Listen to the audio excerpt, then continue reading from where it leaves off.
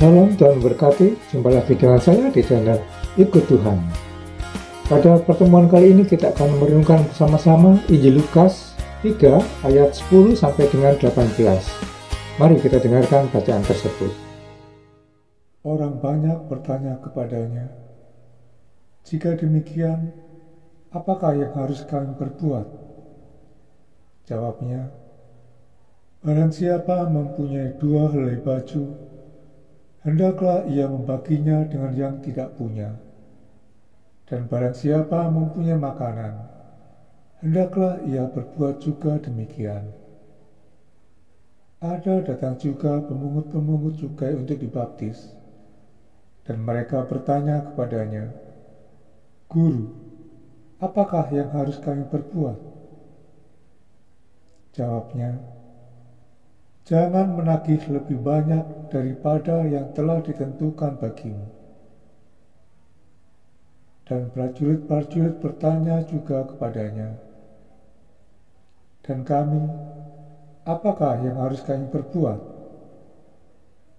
Jawab Yohanes kepada mereka, "Jangan merampas dan jangan memeras, dan cukupkanlah dirimu dengan gajimu."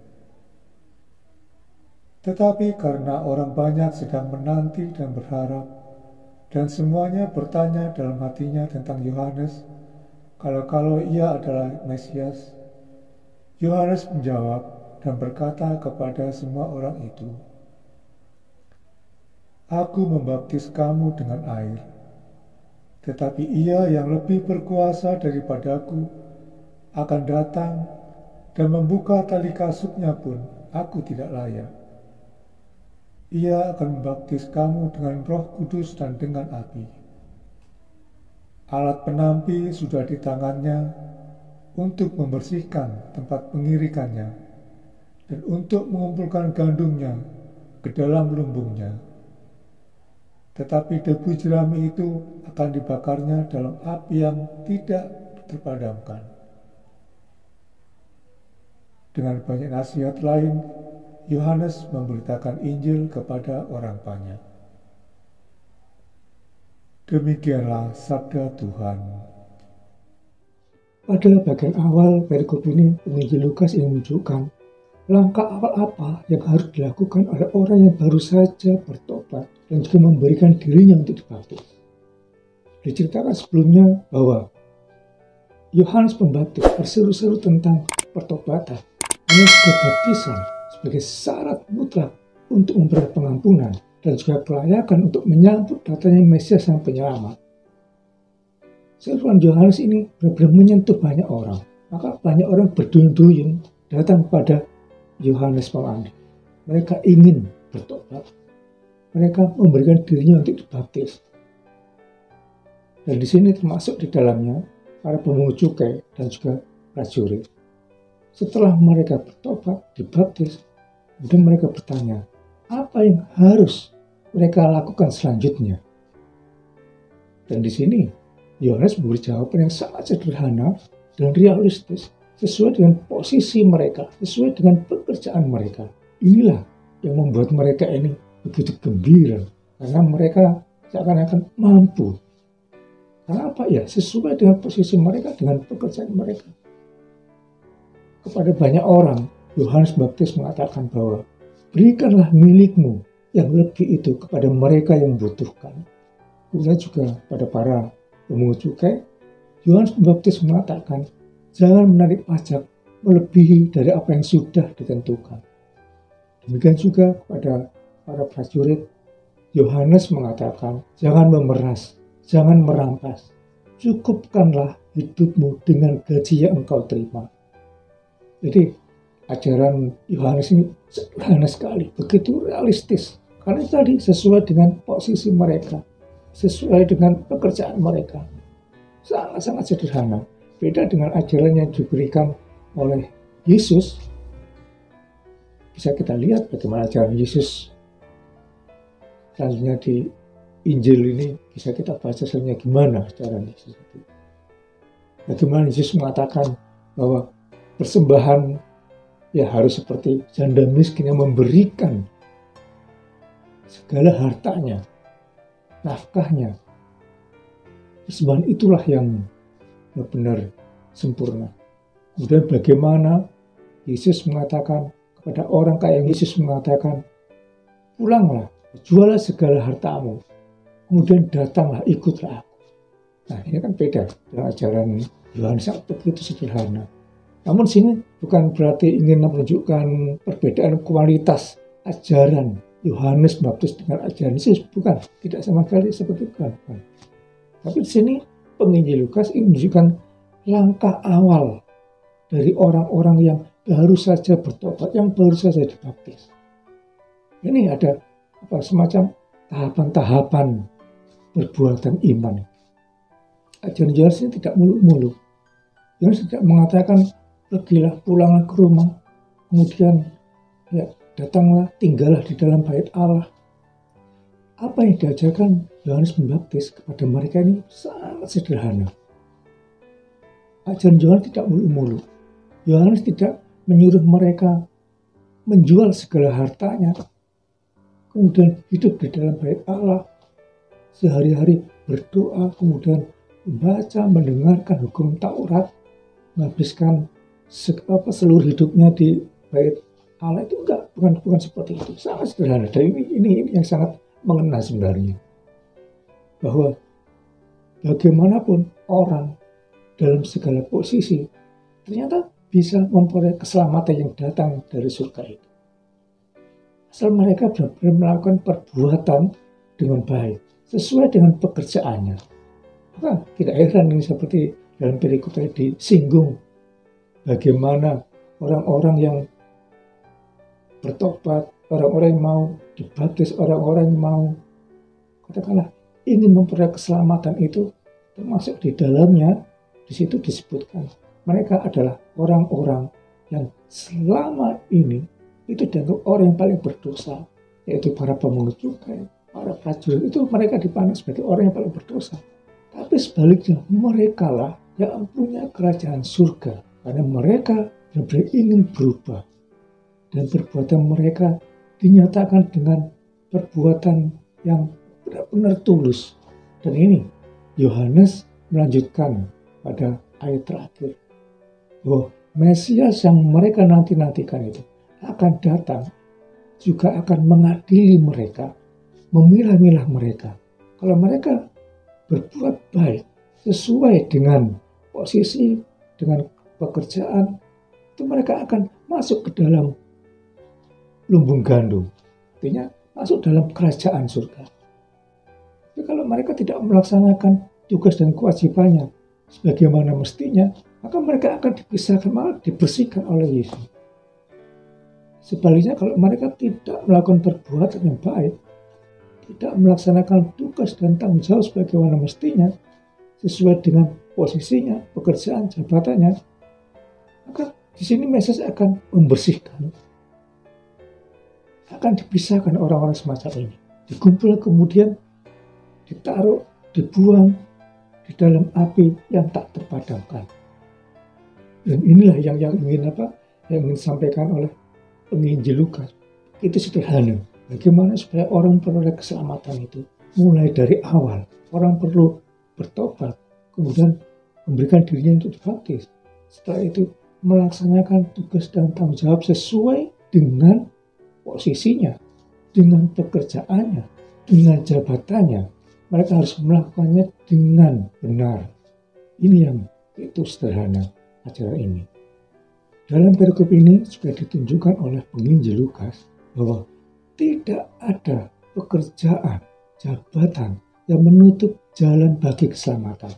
Atau secara positif kita rubah kalimatnya ini menjadi bahwa setiap pekerjaan, posisi jabatan itu bisa menjadi jalan menuju keselamatan. Asal, nah ini yang perlu kita perhatikan. Asal kita melaksanakannya dengan baik dan benar. Jadi orang-orang yang masuk surga itu bukan melulu mereka yang tinggal di dalam bait Allah terus menerus. Bukan. Tapi inilah. Kenapa? Di sini ingin ditunjukkan bahwa Allah itu memberikan semacam karunia kepada banyak orang dan begitu beraneka ragam. Maka bagaimanapun itu juga merupakan suatu anugerah jalan menuju keselamatan. Ini yang harus kita sadari. Nah, sekarang bagaimana dengan kita? Kita semua masing-masing ini pasti mempunyai posisi, juga pekerjaan, termasuk juga jabatan di dunia ini. Masing-masing kita punya semua. Ya tinggal bagaimana kita berani bertanya, apakah saya sudah melaksanakan tugas dan tanggung jawab saya sesuai dengan posisi saya. Misalkan sebagai anak, apakah saya sudah melaksanakan tugas dan tanggung jawab saya sebagai anak, sudah berbakti kepada orang tua, sudah membantu orang tua, menghormati orang tua. Kemudian juga sebagai orang tua, apakah saya membimbing, mendidik, kemudian juga memenuhi kebutuhan jasmani dan rohani anak-anak saya. Sebagai suami istri juga begitu. Apakah masing-masing sudah memenuhi tugas dan tanggung jawab mereka sesuai dengan posisi mereka. Ini perlu kita perhatikan karena situasi sekarang ini benar-benar gimana ya? Banyak berita bagaimana anak bisa menggugat orang tua, anak membunuh orang tua. Ini karena ya masing-masing tidak mempunyai tugas dan tanggung jawab. Bagaimana orang tua, seorang ayah itu melecehkan anaknya, mencabuli anaknya. Kemudian bagaimana istri berani nyuruh orang lain untuk membunuh suaminya. Itu juga suami tega menyiksa istrinya. Keadaan inilah yang terjadi selama ini. Dan ini karena apa? Ya karena masing-masing tidak mempunyai tugas dan tanggung jawab yang seharusnya dikerjakan. Inilah yang ingin diingatkan dalam bacaan ini. Bahwa banyak di antara kita yang tidak begitu menyadari apa sih tugas dan tanggung jawab saya ini sebagai anak, sebagai orang tua, sebagai suami, sebagai istri. Ini yang membuat dunia ini kacau. Kemudian dalam pekerjaan, banyak pekerjaan yang bisa kita jadikan sarana keselamatan. Seperti dalam perikop ini jelas dikatakan bahwa ini benar-benar bahwa pekerjaan yang dianggap hina pada waktu itu ternyata bisa menjadi keselamatan bagi mereka. Begitu juga dengan sekarang ini. Banyak pekerjaan yang dianggap sebagai pekerjaan yang hina, yang kotor oleh masyarakat sekarang ini. Misalkan, maaf kata, seorang polisi sudah katakanlah rahasia umum bahwa polisi itu bisa mencari uang saja. Belum tentu, ingat. Kalau mereka bisa menjalankan pekerjaannya sesuai dengan apa yang sudah ditentukan, mereka bisa jadi mereka yang memperoleh keselamatan. Dan juga asisten rumah tangga, misalkan banyak orang yang merendahkan. Jangan lupa mereka sangat berjasa. Begitu banyak keluarga itu kalau tanpa mereka itu, katakanlah bisa jadi nggak bisa hidup. Banyak orang yang menggantungkan keluarga mereka kepada asisten rumah tangga. Dan sebagai buruh pabrik, ya mereka sudah dianggap buruh apa itu. Tapi jangan lupa bahwa mereka inilah yang menggerakkan roda suatu perusahaan dan juga menggerakkan perekonomian. Asal mereka benar-benar melaksanakan tugas dan tanggung jawabnya. Sebagai asisten rumah tangga, kemudian sebagai buruh pabrik, sebagai karyawan. Jadi mereka harus melaksanakan, mengerjakan tugasnya itu sebagaimana mestinya. Buat apa menjadi pemimpin perusahaan yang besar, yang berhasil, yang begitu banyak menghasilkan uang, kalau dalam pekerjaannya ada lebih banyak memeras tenaga orang lain. Dia mau menangnya sendiri. Dia tidak mau memperhatikan keluhan dan juga katakanlah jeritan para pekerjanya. Justru disinilah yang membuat dia tidak mungkin masuk surga. Karena apa? Karena dia sudah memeras. Dia sudah menindas orang lain. Ini yang harus kita perhatikan. Ini benar-benar harus kita tanamkan dalam diri kita. Kemudian dalam hidup menggereja, sebagai umat, sebagai jemaat harus tahu apa yang harus kita lakukan. Bagaimana tugas kita itu harus terus mampu menjaga keberadaan gereja itu. Bukan hanya gereja dalam arti fisik, tapi gereja sebagai komunitas. Maka di sini kewajiban umat adalah ya terus hadir di dalam acara gereja, aktif dalam kegiatan lingkungan, aktif dalam kelompok-kelompok yang ada di dalam gereja itu. Maka ini yang menjadi tanggung jawab itu. Bagaimana gereja itu tetap berdiri seperti sekarang dalam situasi pandemi. Meskipun tidak pergi ke gereja, ini bagaimana kita bisa menjalin komunikasi antar umat, antar jemaat. Kita tunjukkan kebersatuan kita. Kita dukung gereja itu sebagai komunitas, sebagai persekutuan. Bagaimana umat itu juga harus memelihara, mendukung pemimpin gerejanya. Supaya pemimpin gerejanya itu benar-benar merasa nyaman, merasa sanggup, merasa menjadikan dirinya sebagai gembala yang sanggup menggembalakan domba-dombanya. Bukan sebaliknya, umat sering malah menjadi ganjalan. Jadi umat itu katakanlah menggosipkan para pemimpinnya. Ingat bahwa pemimpin gereja itu meskipun mereka adalah wakil Kristus, tapi mereka tetap manusia. Maka sebagai umat kita harus mendoakan mereka supaya mereka tetap bertahan. Dan bukan tugas dan tanggung jawab yang mudah, lebih berat. Ya itulah, maka umat harus mendukung. Begitu juga sebagai pemimpin gereja harus bisa menunjukkan bahwa dirinya adalah wakil Kristus, mampu mencerminkan bahwa Kristus hadir di situ. Maka di sini tugas dan tanggung jawabnya adalah bagaimana menghadirkan keselamatan itu di dalam dirinya. Umat yang mendengarkan, umat yang melihat, itu merasa benar-benar merasa tenang. Domba-domba yang tersesat bagaimanapun harus dirangkul kembali. Dan ini sekali lagi tugas seorang pemimpin gereja. Hati-hati, ini sangat berat. Meskipun umat mendukung, tapi para pemimpin juga harus berani memampukan dirinya. Jangan sampai pemimpin gereja itu menjadi hal yang tidak disukai oleh umatnya. Ya ini bisa jadi karena pada zaman sekarang banyak pemimpin gereja yang tidak jelas, kesana sini sibuk dengan membawa kemewahannya. Tapi ketika hari Minggu umat datang ke gereja, bingung apa yang diomongkan oleh pemimpin ini, apa yang dikhotbahkan ini, apa maknanya ini. Dan ini yang hati-hati, benar. Karena banyak umat datang ke gereja itu ingin mendengarkan khotbahnya, meskipun ya seharusnya orang datang ke gereja itu ingin bertemu dengan Yesus. Dan itu merupakan kewajiban sosial sebagai kelompok masyarakat. Tapi indah, para pemimpin harus menyadari ini, bahwa banyak umat yang merindukan hal itu. Maka itu tadi, tugasnya apa? Ya, membuat dirinya supaya benar-benar nampak bahwa Kristus hadir dalam dirinya.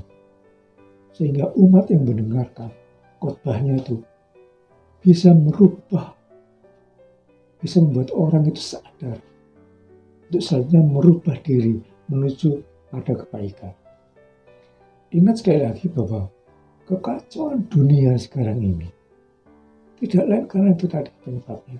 Seperti yang sudah saya katakan sebelumnya, bahwa dunia kacau karena masing-masing masyarakat itu tidak mau melaksanakan tugas dan tanggung jawab. Maka bisa kita bayangkan, kalau suatu masyarakat itu masing-masing mempunyai keinginan melaksanakannya secara nyata, bahwa mereka melaksanakan tugas dan tanggung jawabnya sebagaimana mestinya, maka dunia ini akan berjalan begitu teratur. Dan inilah yang dikatakan surga. Inilah gambaran surga itu. Ada pemimpin yang baik. Kemudian yang dipimpin itu juga baik. Mereka saling mendukung. Mereka masing-masing memenuhi tugas dan tanggung jawabnya sebagaimana mestinya. Kemudian pemimpin umat dan juga umat jemaatnya itu mereka masing-masing memenuhi kewajibannya, mereka melaksanakan tugas dan tanggung jawabnya itu dengan benar. Maka bisa kita bayangkan bahwa dunia ini akan berjalan dengan begitu lancar, dengan begitu teratur. Maka akan tercermin bahwa surga benar-benar sudah nampak di sini. Dan inilah yang sebenarnya keselamatan yang kita tunggu-tunggu. Bagaimana keteraturan itu terjadi di dunia ini. Bagaimana mereka saling mendukung, saling mengisi. Itulah sekali lagi, itulah surga yang kita nantikan.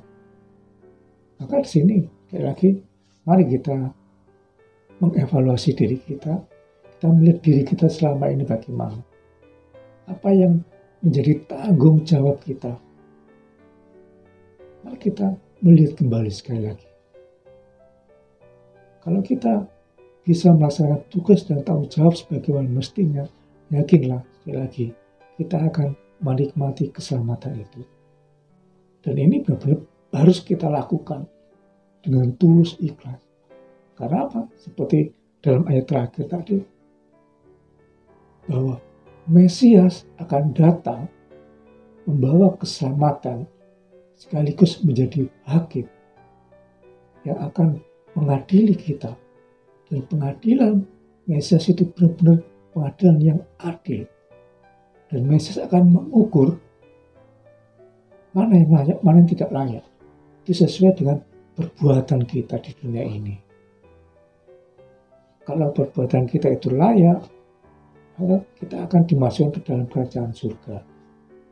Tapi kalau perbuatan kita ini tidak layak, ya jelas kita akan disingkirkan, dikumpulkan, kemudian dibuang dalam api yang tak terpadamkan. Ini yang harus kita sadari.